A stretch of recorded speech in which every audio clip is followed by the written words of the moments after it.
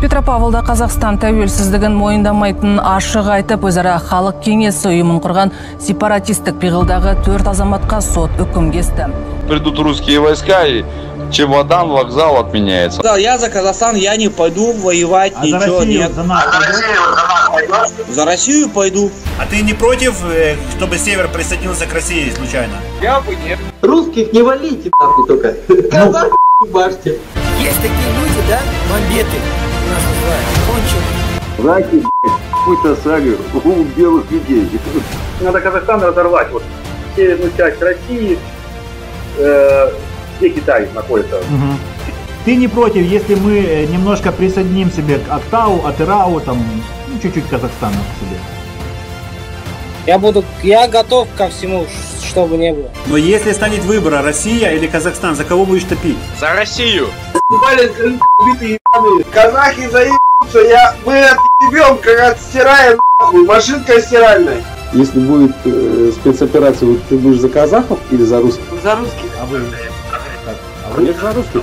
Что будем делать с этими казахами? Сука, расстреливать вместе с хуйлами. А что, русские не учат казахский язык государственный?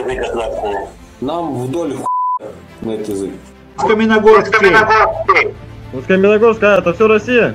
Восточный Казахстан, Россия. Восточный Казахстан – это земля России. Не завтра, через лет 5, точно Россия придет уже к нам, заберет нас полностью все.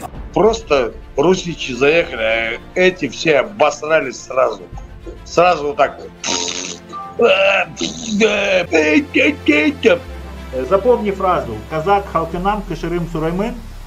Жду завтра на WhatsApp лично мне отправишь видосик с извинениями. Сам лично. Извинениями? Да, сам лично.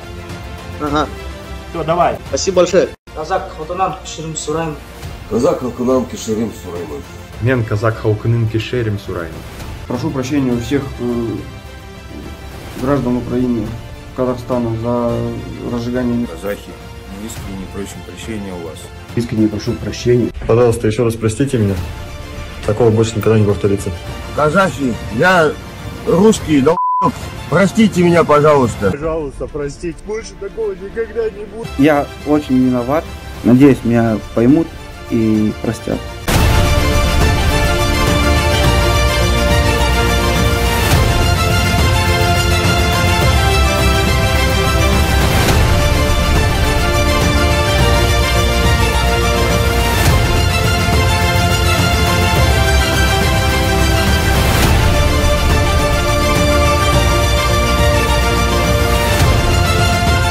Вполне.